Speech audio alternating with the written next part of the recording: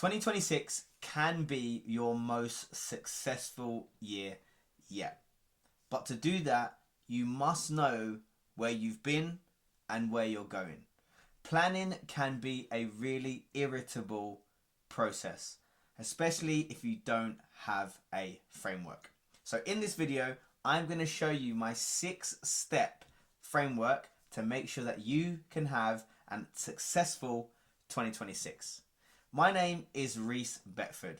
I'm a retired elite athlete. I was a gymnast for 23 years. Now I help athletes and creators earn money and build impact from just being themselves. And these 6 steps are the exact steps that I use with those athletes and creators to make sure that they have the best year possible. So let's jump straight in. Like I said, there are 6 steps to this goal setting and planning session. Here is an overview of those 6 steps. So step 1 is going to be reflecting on the previous year. Step 2, the big picture vision. Step 3 is setting goals that are also SMART. This is something that we've all heard before, but it's also super important. Step number 4 is breaking those goals down into milestones. Step number 5 is building habits. Step number 6 is monthly check-ins. And then there is a bonus step that I have been using over the last few years that has really helped with these planning sessions. And that is sharing your vision. So now we know the overview of the 6 steps. Let's get a little bit deeper. So welcome to your 2026 planning session. First things first, grab a pen, grab a notepad, or you can use a bit of paper, your notes app in your phone, whatever you need to do, maybe another planner, grab it so that you are ready to plan your 2026. At any point in this video, make sure that you pause, write down, do the exercise, do the task, and then continue the video. This is here as a guide to help you actually plan your 2026, not a video to watch and forget about. By the end of this video, you will know what 2026 will look like for you as an individual once you've written down those goals and gone through the process. Grab a drink, coffee, tea, water, and let's get going. So before we do anything, we have to reflect on 2025. It's super important to know what's worked, what hasn't worked, so that we can then take that information into our planning session to then move forward into 2026.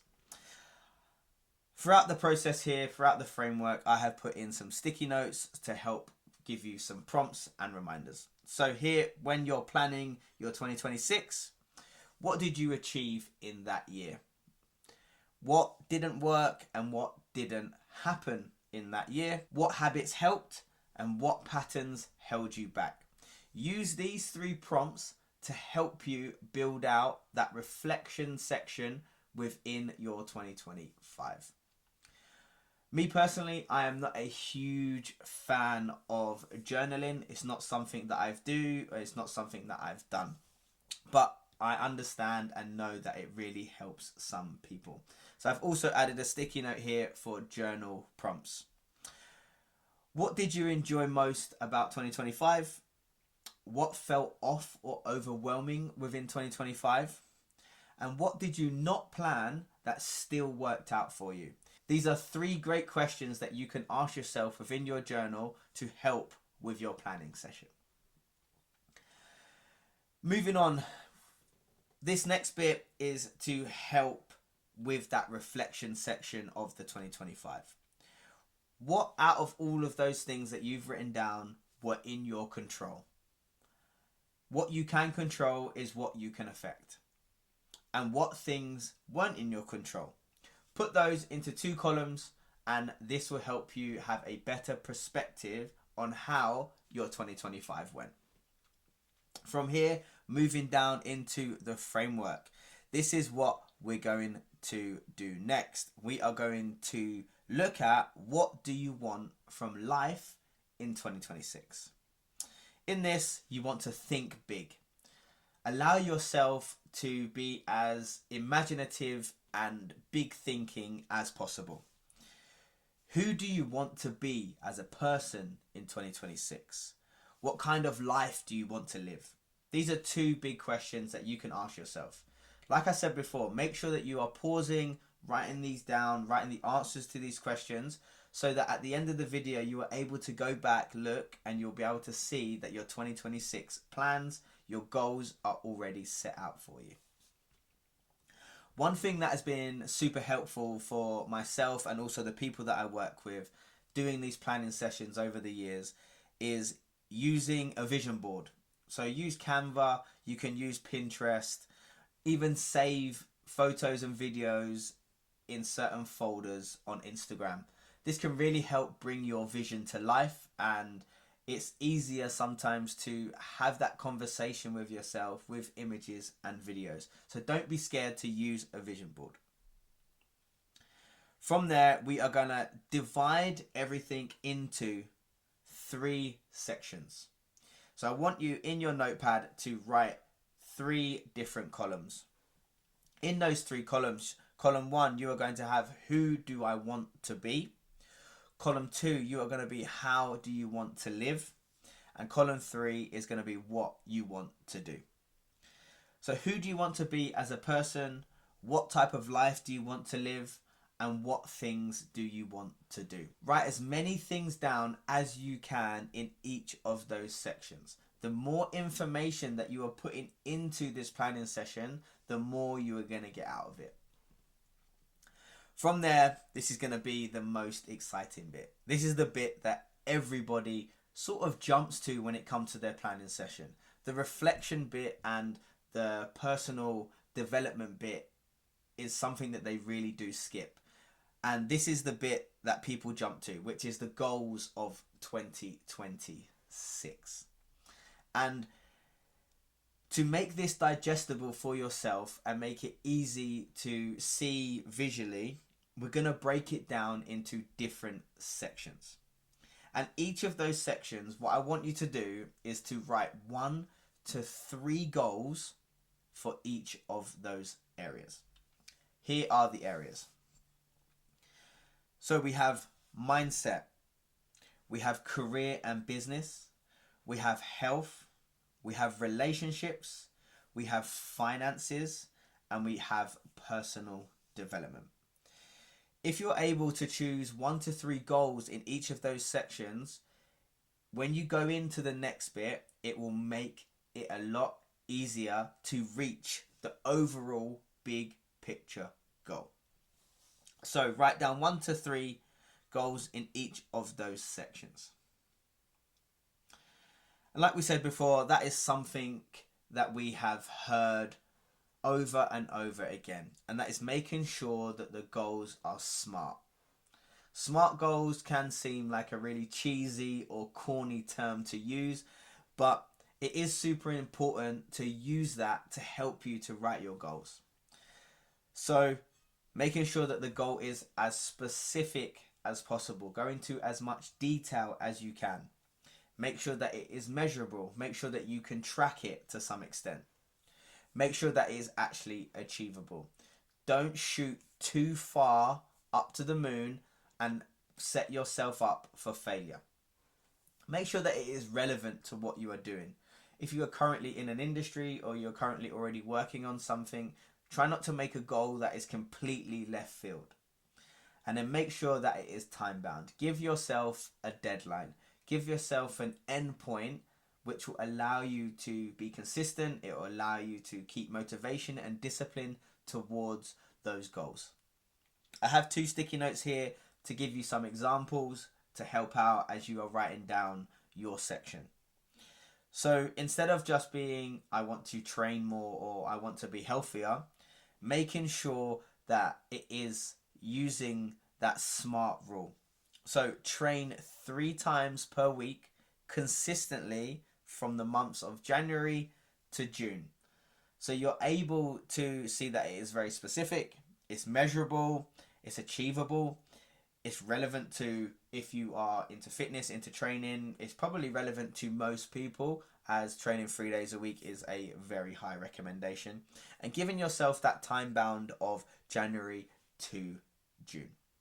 Another example here would be, like on the sticky note, in the finances section, maybe you want to save money, but how much do you want to save, by when, and what for? So another example here is save 5k by November specifically for travel.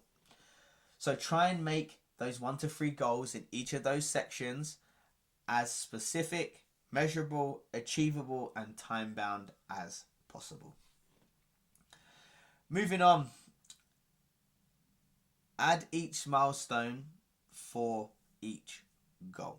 So think about breaking those milestones down into smaller chunks. It could be months, it could be quarters, it can be weekly. And think about breaking down the bigger goal into smaller wins. This will allow you to create momentum, and like I said before, allow you to then continue to working towards that goal in smaller chunks, rather than feeling like you're working towards this huge, overwhelming goal. Again, there's another formula here. Take that goal, break it down into milestones, and then those milestones, break those into weekly actions.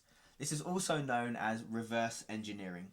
You take something that you want to achieve and then you break it down backwards to small, achievable chunks that you can do on a weekly, daily basis to keep pushing forwards. So use this formula to help you when you are breaking down your milestones and your weekly actions. Again, big sticky note here, just as an example. If your goal is to launch a side hustle, the milestones would be in January, you build an idea and you do a lot of research. Maybe February, do your branding and your planning. March, you launch your Instagram page to drive some traffic.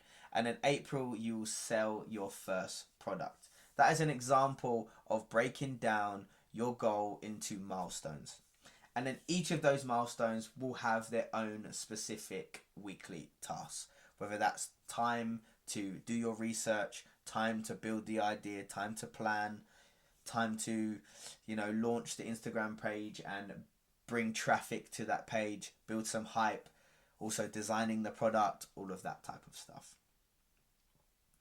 And once you have done that and built those weekly tasks, like it says here, daily and weekly habits that support your goals. Which small actions feed into each of your goals? And it's super important that you're able to track those goals. Track those milestones on a quarterly, monthly, weekly, and daily basis. So what I've actually done is I've also created an incredible habit tracker that is made just for you guys that are watching this video. To get the habit tracker, all you've got to do is go to my Instagram, which is down in the description, and message me the word tracker. I will send the tracker directly to you via link and you'll be able to use it. Let's take a quick look at that tracker. So the tracker here, you have your month up in the left hand corner. Here you are able to change the month. So we are in January, but you can see all of the months are here. All you need to do is add your daily habits down in the left hand column. Let's use fitness as an example. So habit 1 is hit 200 grams of protein. Habit 2 is take creatine. Habit 3 is going to be 10,000 steps as an example. So as you can see here in the middle, it is broken down into weeks and then days underneath that. So if I was able to hit my protein on day 1, took my creatine and I did my 10k steps, then you will see in this right hand side, you will see a percentage of progress, and then you'll also see a progress tracker up in the right hand corner. As I go through the month, I might hit protein these days, only take my creatine every now and then. I might only hit my 10k steps every now and then. And you can see how the percentage starts to change in both of these sections here. So you're able to put in 30 different habits that you'll be able to track on a week to week, day to day basis. From there, if you scroll down, you now have your weekly habits. So if there are things that you have to do on a week to week basis, maybe it is a coaching call, maybe it might be weekly shop. Same thing, you can tick it off. Week 1, you did it. If you do a coaching call on week 2, maybe you tick it off there, and it shows that you've hit all of your habits for those days. There's some extra ones here as well for some space. And then the final part down here is your monthly one. So as you can see, we've broken it down into weekly, monthly, and also daily tasks for you to be able to track. If you are able to track stuff, you'll be able to see trends, and you'll be able to notice when things stop you from making progress on those habits. This habit tracker is something that I've used for a long time now. It's been developed specifically for the way that I use it and the way that the people I work with use it. And it has shown some incredible success in terms of keeping people consistent, especially when those days get hard. So for example here, these could be your January tasks. So these are tasks that you have to hit throughout the whole of January. It might be a saving task. It might be reading a book. It could be absolutely anything to hit over the month of January. And then exactly the same, there is a tracking percentage here. There's a little notes section here if you want to put on any notes. And then if we scroll back to the top, when it gets to the next month, so for example, February, you put in February, untick it all, and it absolutely goes to the date. So as you can see here, only 28 days in February, so it goes all the way up to 28 days.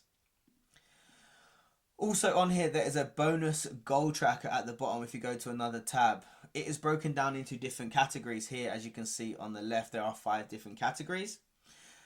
In here, there is some just plain pictures, but you can add specific goals in here that you want to achieve. You can add a picture. Like I said, building out a vision board is also super helpful, so you can put that vision board into here. Or you might want to be adding towards a holiday, for example, so you could put a picture here of the holiday destination. You pick your area of life, so it could be health and wellness.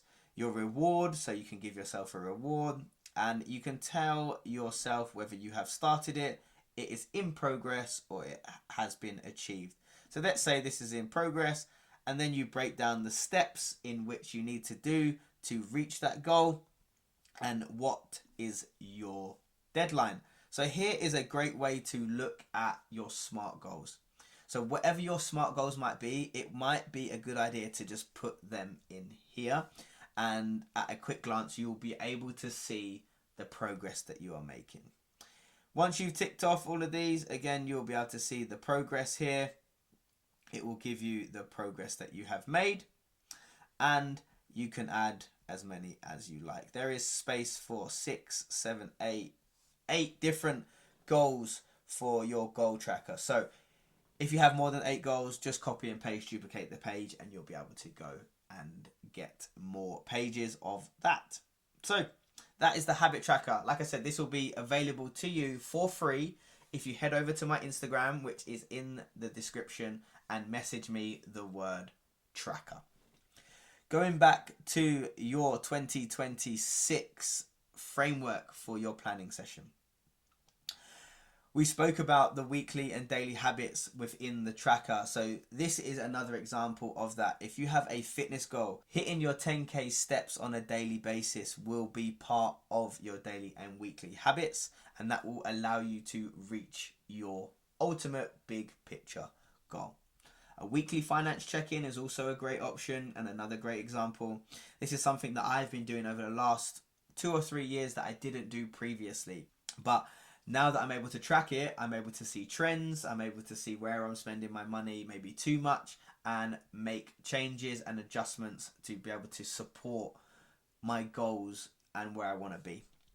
Another example is 1 day offline per week, maybe 1 day off of social media, and this will allow you to use that day to work on your goals, to work on planning for the next week, for example. Going on to the next bit of the framework. This is something also that I've implemented over the last few years, and that is to help you stay consistent with monthly reviews. What's gone well, what hasn't, and then implement. So here, did I make progress this month? These are some prompt questions. Do these goals still feel right? Because as you progress, your goals might change, and that is absolutely fine. You might pivot and make a change to the direction that you want to go in, and that is also absolutely fine. But you can use these frameworks to help you be able to then pivot and make sense of your new goals and your new ambitions. And then also another prompt here is, what needs to adjust so that I can continue to make progress? Don't just wait until December or the new year to make changes. You can make changes whenever you like. You can pivot whenever you feel like it is the right time to pivot. It can be a really big relief when it comes to making a pivot, because you might put all your eggs into one basket and really believe in a specific goal and you really want to achieve it. But there's a lot of power in being able to say to yourself and maybe to others that maybe that goal wasn't for you, maybe it wasn't the right goal, and be able to, like I keep saying, pivot to be able to make a new goal and start working towards something else. Like it says here, don't wait until December. The more reviews that you have with yourself and the more you check in with your habits, the quicker you'll be able to see patterns, whether that be successful or unsuccessful, and you'll be able to make adjustments. Make your goals feel real. I know that we're doing a planning session and I know that we're doing a goal setting session, and it's nice to write things down, but it's super important to make them feel as real as possible to you. So here are some prompts that I use to help with making my goals feel real and making the people that I work with, making their goals feel real. Like we said before, make a vision board. Use Pinterest, Canva, maybe use Instagram, save some reels and photos in a specific folder, and make it as visual as possible if you connect with that. If you want to use that vision board, make it your laptop background, make it your phone background. If you have a whiteboard at home and you want to put some pictures on there or write some numbers down or write your goals down specifically on that, make it as visual as possible. The next one is write your goals down, like we've been doing here. Again, here it says phone background. If you want to write it in your notes, you can screenshot it and make it your background so that when you open your phone, it's the first thing you see and it keeps it front of mind. This is something that I've found has really, really helped over the last few years. Coming from sport, it is important to stay as humble as possible, in my opinion, and understand that everybody has their own goals, and especially coming from a sport like gymnastics, it's a very individualized sport. So you compete by yourself. Although you do compete in a team, it is you and the apparatus and you compete by yourself. Unless it's with your coach, you keep your goals sort of to yourself and it's not really shared with anyone. Maybe a partner, maybe parents, but not with teammates or friends. And over the last few years, since retiring from gymnastics, sharing my goals with my friends and with my partner has been really, really helpful, because they are also there to be able to help you track your habits, help push you when motivation is down, help keep you disciplined to working towards that goal. So sharing your goal with a partner or with an accountability partner or with a friend is something that I would highly, highly recommend. And then again, revisit weekly to stay connected to your vision. Not only weekly, monthly, quarterly, and obviously yearly is what you're doing right now. So revisiting that will allow you to stay connected and it'll allow you to see the progress that you've made, which can also be a great thing to help spur you on to continue going. So that is the end of the framework, and I believe and I know, because I've worked with so many people using this framework, that you can make 2026 your best year yet. this framework can feel a little bit overwhelming. So if you are interested in going through the framework at your own pace with my support, all you have to do is click the link in the description. There you'll be able to book a call with myself and we will go through it at your own pace. I will help you completely map out your 2026 so that it can be your best year yet. See you in the next video.